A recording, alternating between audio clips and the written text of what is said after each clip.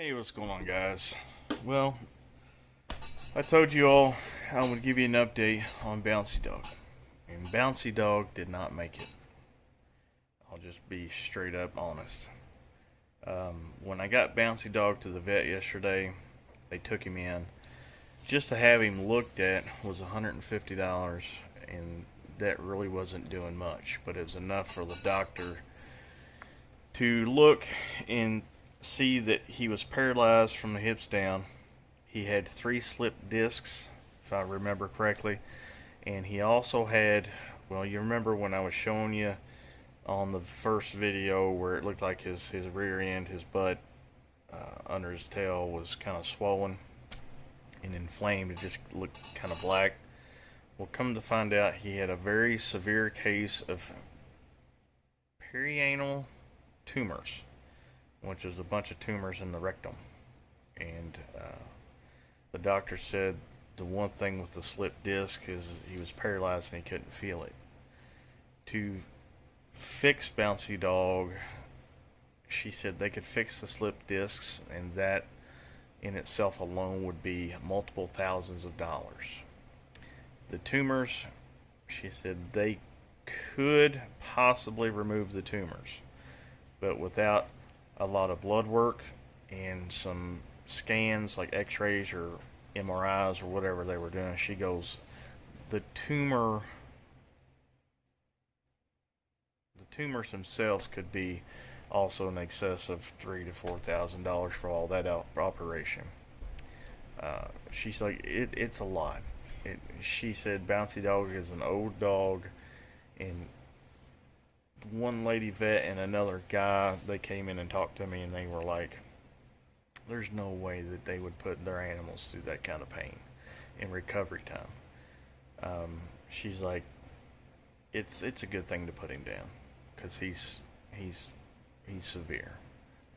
So that really kind of upset me and bummed me out, but I went ahead and did it because I didn't want to see him suffer, and I could tell he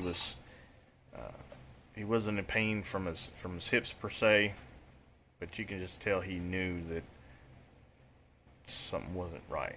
So I went ahead and put him down, and I got back here last night.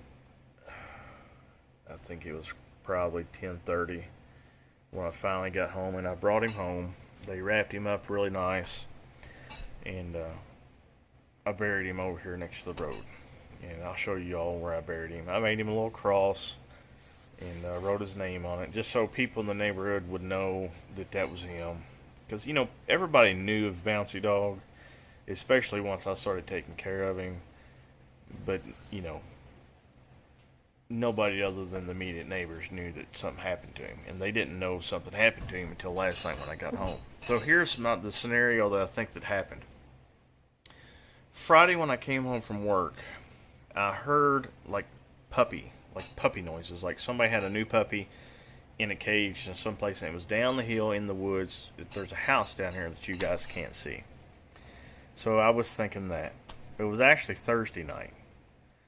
So in Thursday night, I actually seen him because I went over and fed him like I always do. Friday after work, I started hearing that dog sound again, that puppy sound. Didn't think nothing of it. Saturday, I guess around lunchtime, I was like, well, I'm going to go over and feed Bouncy Dog.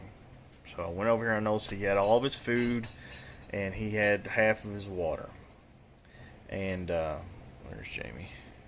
And, I just had a feeling something wasn't right. Like, my spidey senses are pretty high, and I at this point, and I knew something wasn't right, so I came over here and I got my Glock, just for simple fact that I'm going into the woods, and I know there's been coyotes and there's snakes and all kinds of stuff, and I just want to have it on hand. So I walked down the woods, and it didn't take very long, and I found him laying in a big patch of poison ivy. And I could tell to where it looks like he had actually walked down the street. It looked like he had walked down the street and down this way like he always does. And he stops about right here, and he hooks a left and goes in the woods, and he does his doggy things. And I'm thinking what happened is that's where his disc slipped, and he got paralyzed, because that's where I first started hearing that dog sound, that puppy sound. And I noticed after I'd found him, he'd made that sound a couple times, and he made the same sound in the car a couple times, and that's when it kind of clicked with me that was Bouncy Dog. And he'd probably been in the woods a good over 24 hours at least, probably closer to 30, 36 hours maybe, without any food, without any water. He was malnourished. When I found him, you could see his rib cage. He could tell he'd not ate in a little bit, and he was extra thirsty, and I wasn't paying attention. And when I found him, I gave him some water and just let him keep drinking, and that was bad on my part, because then he got sick and threw up. He got too much water too fast, and shocked the system, his stomach or whatever. But anyways, once I realized that I did wrong on that part, I came back a couple hours later, or not a couple hours later, but a little whiles later, and gave him another little drink to kind of get some more fluid back in him, and that's when I put him in the car. So, the Bouncy Dog, I would show you guys, but if you look over here, see if I can zoom in. There's Bouncy Dog. See his little cross? So yeah, I put him there that way I can just kind of see him.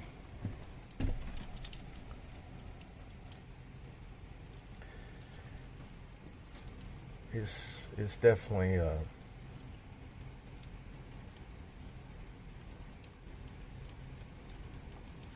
not fun.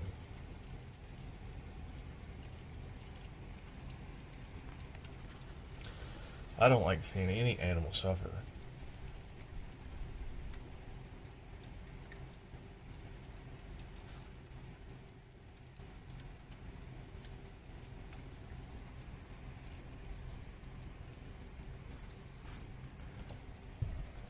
But at the same time, I don't like putting them down either.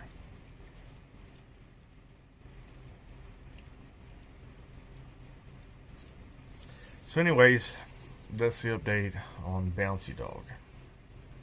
Jamie and KeeKat's doing okay. Jamie's sleeping, the KeeKat's upside down someplace. So anyway, sorry for the sad news, guys. I just want to keep you all in the loop and let you know what's been going on. Till the next video, see you guys later.